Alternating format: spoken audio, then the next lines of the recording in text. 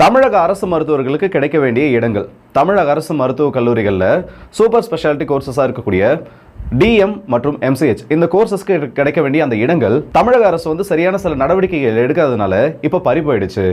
மொத்தம் இருக்கக்கூடிய 219 இடங்கள்ல 150க்கும் அதிகமான இடங்கள் ஆல் இந்தியா கோட்டாவுக்கு ஒதுக்கப்பட்டுருச்சு. இதுக்கு முழுக்க காரணம் தமிழக அரசு தான் மிகப்பெரிய குற்றச்சாட்டு இப்போ தமிழ்நாடு கவர்மெண்ட் மேல வைக்கப்பட்டிருக்கு. இந்த 150 இடங்கள் தமிழக அரசை விட்டு பறிபோகிறதுன்றது ரொம்ப பெரிய ஒரு விஷயம். ஆனா இதுக்கு பின்னாடி என்ன நடந்திருக்கு, தமிழக அரசுக்கு இதுல இருக்கக்கூடிய அந்த ஒரு பங்களிப்பு என்ன, இல்ல சுப்ரீம் கோர்ட்டோட தீர்ப்புல என்ன சொல்லியிருக்காங்கன்னு நிறைய விஷயங்களை பேச வேண்டியது இருக்கு. அண்ட் இதோடவே சேர்த்து இன்னைக்கு தமிழக அரசியல்ல பல முக்கியமான நிகழ்வுகள் நடந்திருக்கு. ஒரு பக்கம் பார்த்தோன்னா திமுகவோட முன்னாள் அமைச்சர் திரு செந்தில் பாலாஜி அவர்களுக்கு சொந்தமான ஒரு 41 இடங்கள், அதாவது அவருக்கு சொந்தமான சில இடங்கள் மற்றும் அவருடைய நெருங்கிய நட்பு வட்டத்தில் இருக்கக்கூடிய நபர்களோட இடங்கள்னு சொல்லி 41 இடங்கள்ல தமிழக லஞ்ச ஒழிப்புத்துறை சோதனைன்றதை நடத்தியிருக்காங்க. ஸோ இதை பற்றின தகவல் மற்றும் தமிழகத்தில் நடந்திருக்கக்கூடிய சில முக்கியமான அரசியல் நிகழ்வுகளை இந்த ஒரு பதிவில் பார்த்துலாம். ஸோ தெரிந்த செய்திகள், தெரியாத உண்மைகள். முதல்ல இந்த சூப்பர் ஸ்பெஷாலிட்டி கோர்சஸ்னா என்ன, இது எந்த அளவுக்கு முக்கியத்துவம் வாய்ந்தது, தமிழக அரசு மருத்துவக் கல்லூரிகளில் எவ்வளவு சீட்ஸ் இருக்குன்றதை பார்த்து முடிச்சிடும். பொதுவாக தமிழக அரசு மருத்துவமனைகளில் வேலை செய்யக்கூடிய அந்த மருத்துவர்கள் சூப்பர் ஸ்பெஷாலிட்டி கோர்சஸ் அறியப்படக்கூடிய டிஎம் மற்றும் எம்சிஹெச் போன்ற டாக்டர் ஆஃப் மெடிசன் மற்றும் எம்சிஹெச் போன்ற இருக்கக்கூடிய உயரிய படிப்புகளை படிக்கிறதுக்காக இந்த சீட்கள் ஆனது ஒதுக்கப்பட்டிருக்கு. ஆனா இதுல இருக்கக்கூடிய ஒரு பிரச்சனை என்னன்னா, இப்போ இந்த கல்விக்கான அந்த இடங்கள் 422 சொல்லக்கூடிய அந்த எண்ணிக்கையில் இருக்கு. இந்த 422 இடங்கள்ல 219 இடங்கள் தமிழக அரசு கோட்டாவுக்கு ஒதுக்கப்பட்டிருக்கு. இந்த கோட்டா எப்படி ஃபில் பண்ணப்படும் பார்த்தனா, நீட் எஸ்எஸ் அழைக்கப்படக்கூடிய NEET super speciality entrance exam, இதன் மூலமா யார் அதிக கட் ஆஃப் வாங்குறாங்களோ அவங்க அந்த 219 இடங்களுக்கு போட்டி போடுவாங்க. மீதம் இருக்கக்கூடிய இடங்கள் ஆல்ரெடி ஆல் இந்தியா கோட்டாவுக்கு வழங்கப்பட்டுருச்சு. ஸோ 422 இடங்கள்ல 219 இடங்கள் தமிழகத்துக்காகவும் மீதம் இருக்கக்கூடிய இடங்கள் ஆல் இந்தியா கோட்டாவுக்கு ஒதுக்கப்படுறப்போ இந்த கட் ஆஃப் பேஸ் பண்ணி அந்த இடங்களானது கொடுக்கப்பட்டுருச்சு. இப்போ பிரச்சனை என்னன்னா, 2023, 24, 25 இப்போ இந்த வருஷம் இது எல்லாத்துலேயுமே 150 இடங்கள் கிட்ட ஃபில் ஆகாமல் இருந்துட்டு இருக்கு. இப்போ பிரச்சனை என்னன்னு சொல்லி நான் இன்னும் டீட்டெயிலாக எக்ஸ்பிளைன் பண்ணுறேன். 219 இடங்கள் இருக்குல்ல, இதில் சராசரியாக ஒரு எக்ஸாம்பிளுக்காக சொல்கிறேன், 100 மார்க் கட் ஆஃப்ன்றதை வைக்கிறோம்னு வைங்க. அந்த 219 இடங்களில் ஒரு 150 சீட் ஃபில் ஆயிடுது. மீதம் இருக்கக்கூடிய ஒரு 69 இடங்கள் இந்த இடத்துல அப்படியே ஃபில் ஆகாமல் இருந்துட்டு இருக்கு. இல்லை 69 சீட் தான் ஃபில் ஆகுதுன்னா மீதம் இருக்கக்கூடிய 150 இடங்கள் ஃபில் ஆகாம இருந்துட்டு இருக்கு. இப்போ இது அடுத்தது என்ன பண்றாங்கன்னா, ஆல் இந்தியா கோட்டாவுக்கு கொடுக்கிறப்போ மற்ற மாநிலங்கள் தெலுங்கானா, ஆந்திரா, கர்நாடகா, கேரளா இந்த மாதிரி இருக்கக்கூடிய மாநிலங்கள் யார் வேணா இந்தியாவில் இருக்கக்கூடியவங்க இதுக்கு அப்ளை பண்ணுவாங்க. பிரச்சனை எந்த இடத்துல ஆரம்பிக்குதுன்னா, கடந்த 2024 வருஷத்துல 119 இடங்களும் 2025ல 145 இடங்களும் இந்த ஆல் இந்தியா கோட்டாவுக்கு கொடுக்கப்பட்டிருக்கு. ஆனா அப்ப கொடுக்கறப்போ கட் ஆஃப்ன்றதை குறைச்சிருக்காங்க. நல்லா பாருங்க, 219 இடத்துக்கு தமிழ்நாட்டு மாணவர்கள் போராடுறப்போ இல்ல அதற்கான போட்டியில் இருக்கப்போ சீட் அலோகேஷன்றது அதிகமாக வரதுக்கு சான்ஸ் இருக்கு. ஆனா அதுவே அந்த ஃபில் ஆகாத 150 இடங்கள் எடுத்து அதை ஆல் இந்தியா கோட்டாவில் ரிலீஸ் பண்றப்போ கட் ஆஃப் என்னதான் குறைக்கப்பட்டாலும் அந்த 150 சீட்டுக்கு லட்சக்கணக்கான மாணவர்கள், ஆயிரக்கணக்கான மாணவர்கள் அந்த போட்டி போடுறதுன்னு இருப்பாங்க. அப்போ அதுல ஒரு தமிழக மாணவர்களுக்கு அதில் சீட்டு கிடைக்கிறது ரொம்ப பெரிய விஷயம். ஸோ ஆல் இந்தியா கோட்டாவில் கட் ஆஃப் குறைக்கப்படுறப்போ அது போட்டின்றது அதிகமாக்கும், தமிழக மாணவர்களுக்கு அதில் சீட்டுன்றது கொடுக்கப்படாது. இப்போ 2025ல் தமிழகம் சார்பில் தொடரப்பட்ட அந்த ஒரு வழக்கில் என்ன பண்ணிருக்காங்கன்னா, 150 சீட், கரெக்டாக சொல்லணும்னா 151 சீட் தமிழகம் சார்பில் ஃபில் பண்ணப்படாமல் இருக்க அந்த 151 சீட்டை ஆல் இந்தியா கோட்டாவுக்கு கொடுக்கணும். அப்படி ஆல் இந்தியா கோட்டாவுக்கு கொடுக்குறப்போ கட் ஆஃப்ன்றதை குறைக்கக்கூடாது. அப்போது ஆல் இந்தியா கோட்டாவில் போயிடுச்சுன்னா யாரெல்லாம் அந்த கட் ஆஃப்ல இருக்காங்களோ அவங்க எல்லாமே அதுக்குள்ளே வரலாம். ஆனால் அது மோஸ்ட்டாக பார்த்தோன்னா அந்த மாதிரி உள்ள வரவங்களை கட் ஆஃபை குறைக்காமல் சேர்க்கறதுக்கான சான்சஸ் கம்மி. ஏன்னா அதே மாதிரி அங்கே இருக்கக்கூடிய காலேஜஸ்லையும் கட் ஆஃப் இருக்கவங்களாம் எடுக்கப்பட்டுட்டு கட் ஆஃப் கம்மியாக இருக்கவங்க தான் இருப்பாங்க. ஒரு சில இடங்களில் பார்த்தோன்னா கட் ஆஃப் இருந்துமே ஒரு சில மாநிலங்களில் அந்த இடங்களோட எண்ணிக்கை கம்மியாக இருக்கும், அவங்க மட்டும் தான் அதில் போட்டி போடுறவங்க இருக்காங்க. அப்போ இந்த இடத்துல என்ன பிரச்சனை ஆகுதுன்னா, சுப்ரீம் கோர்ட்டோட தீர்ப்பின்படி கட் ஆஃப் நீங்க குறைக்கலனா இதுல தமிழகத்துக்கு எந்த சீட்டு ஒதுக்க வேண்டாம். ஒருவேளை நீங்க கட் ஆஃப் குறைக்கிறீங்க, அந்த 100ன்னு சொல்லக்கூடிய அந்த கட் ஆஃபோட 95, நான் அந்த கட் ஆஃப் சொல்றதெல்லாம் ஒரு சின்ன ஒரு எக்ஸாம்பிளுக்காக சொல்றேன், அந்த ஒரு 5% கட் ஆஃப் நீங்க இறக்குறீங்கன்னா அதுல 50% சீட்ஸை தமிழகத்துக்கு கொடுத்துடணும். ஸோ கட் ஆஃப் குறைக்காத வரைக்கும் எந்த பிரச்சனையும் இல்லை. கட் ஆஃப் நீங்க குறைக்கிற மாதிரினா இந்த 150 சீட்ஸ்லையும் 75 சீட்ஸ்ன்றது தமிழகத்துக்கு கொடுக்கணும்னு சொல்லி ஒரு உத்தரவு போட்டிருக்காங்க. இதுதான் இப்போ நடந்திருக்கு. ஆனால் இதுக்கு முன்னாடி 2 வருஷமும் 2024, 25ல் 119 இடங்களும் 145 இடங்களும் தமிழகத்தை விட்டு ஆல் இந்தியா கோட்டாவுக்கு கம்ப்ளீட்டாக இந்த இடத்துல கொடுக்கப்பட்டிருக்கு. அப்போ ஏன் இந்த மாதிரி யாருமே கேள்விகளை எழுப்பல? ஸோ உங்களோட அரசியலுக்காக தவறான தரவுகளை கொடுக்காதீங்கன்னு சொல்லி தாவேகா சார்பில் இருந்து ஒரு செய்தியானது கொடுக்கப்பட்டிருக்கு. ஸோ இந்த தடவை 150 சீட்ஸ் ஃபில் ஆகாதப்போ அதில் கட் ஆஃப் குறைக்கப்பட்டா அதில் சரிபாதி அளவுக்கான சீட்ஸ் இந்த இடத்துல தமிழக மாணவர்களுக்கு கொடுக்கப்படும்ன்றதும் சுப்ரீம் கோர்ட்ல இருந்து வந்திருக்கக்கூடிய ஒரு தீர்ப்பாக இருக்கு. சரிப்பா, இது ஒரு பக்கம் போயிட்டு இருக்கு. இன்னொரு பக்கம் தமிழக அரசியலில் முக்கியமான ஒரு நிகழ்வு என்ன நடந்திருக்குன்னு பார்த்தோன்னா, செந்தில் பாலாஜி அவர்கள் இந்த தாவேகா எம்எல்ஏக்களை பேரம் பேசின வழக்கில் அவரும் அவருடைய சகோதரர் அவர்களும் கடந்த சில நாட்களாக தொடர்ந்து ஆஜராயிட்டு வராங்க. இதற்கு நடுவில் டாஸ்மாக் ஊழல், டாஸ்மாக் கொள்முதல் மற்றும் டாஸ்மாக்ல எக்ஸ்ட்ரா ஃபண்ட் வாங்கணும்னு சொல்லி ஆல்ரெடி ஒரு பிரச்சனை போயிட்டு இருக்கு.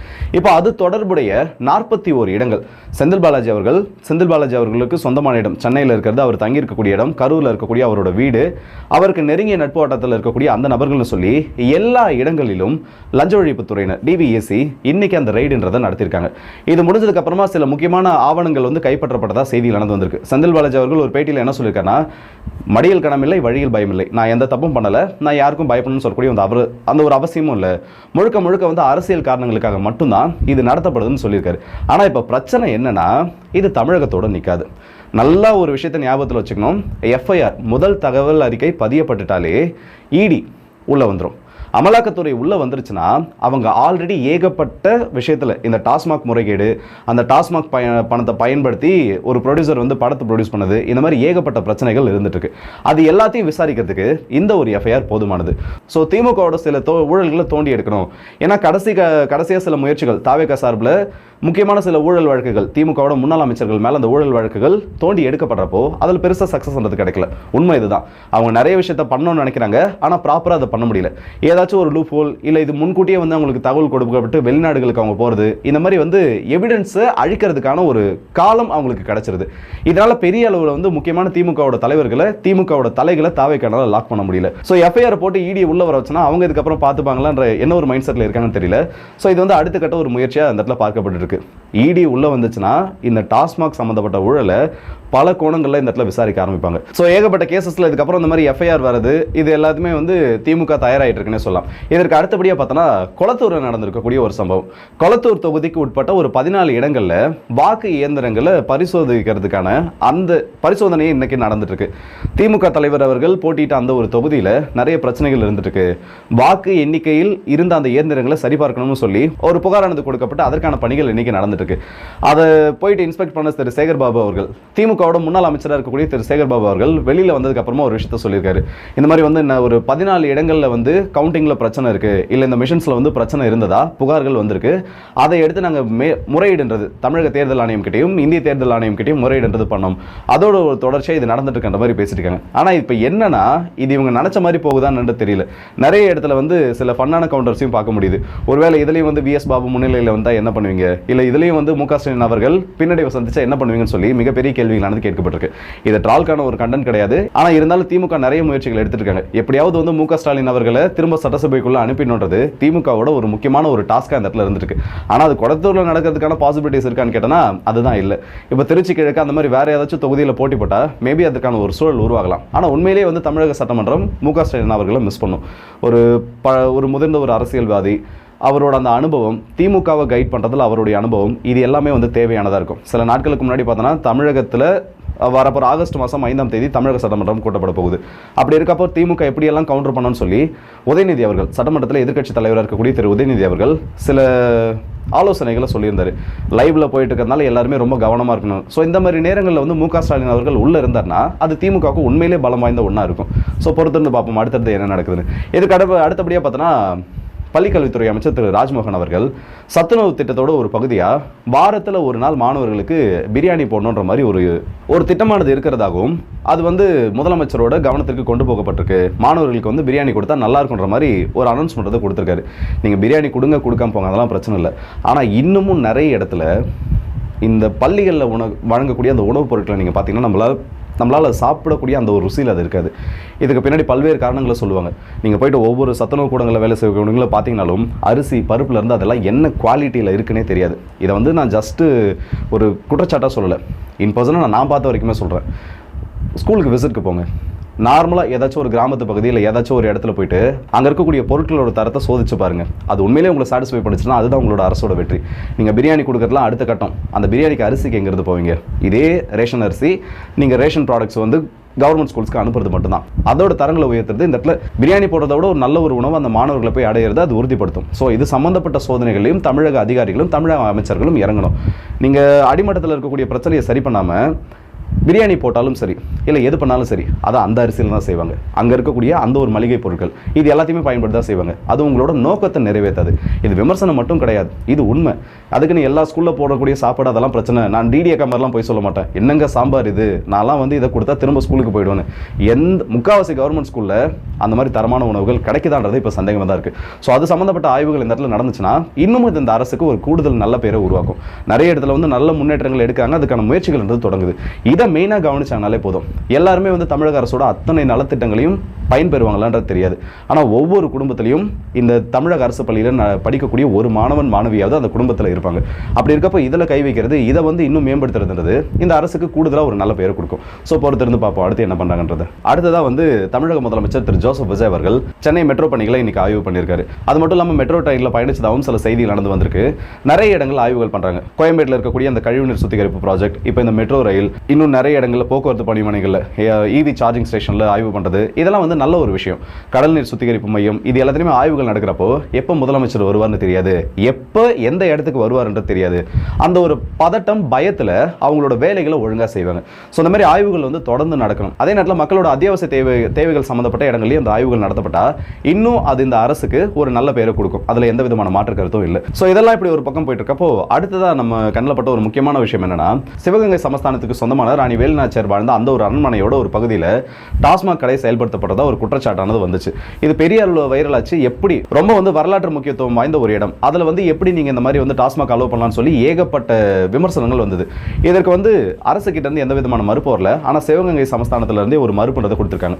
இந்த மாதிரி வந்து இந்த அரண்மனையோட எந்த விதமான பகுதிகளிலையும் இந்த டாஸ்மாக்ன்றது நடத்தப்படலை. இங்க இருந்து அடுத்த தெருவில் இருக்கக்கூடிய நீங்க வந்து தேடிட்டு இருக்க இடம் இங்க இல்ல, பக்கத்து தெருவில் இருக்கின்ற மாதிரி ஒரு அறிவிப்பு கொடுத்துருக்காங்க.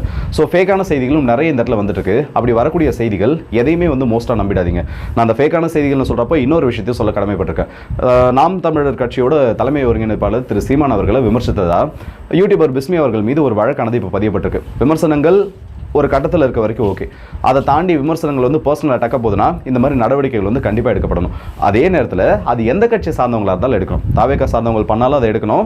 இப்போ நாம் தமிழர் கட்சியை சார்ந்த ஒரு சில முக்கியமான யூடியூபர்ஸ் பேசக்கூடிய சில நபர்களே வந்து ஓப்பனாகவே முதலமைச்சர் திரு விஜய் அவர்கள் ஒருமையில் பேசுகிறாங்க.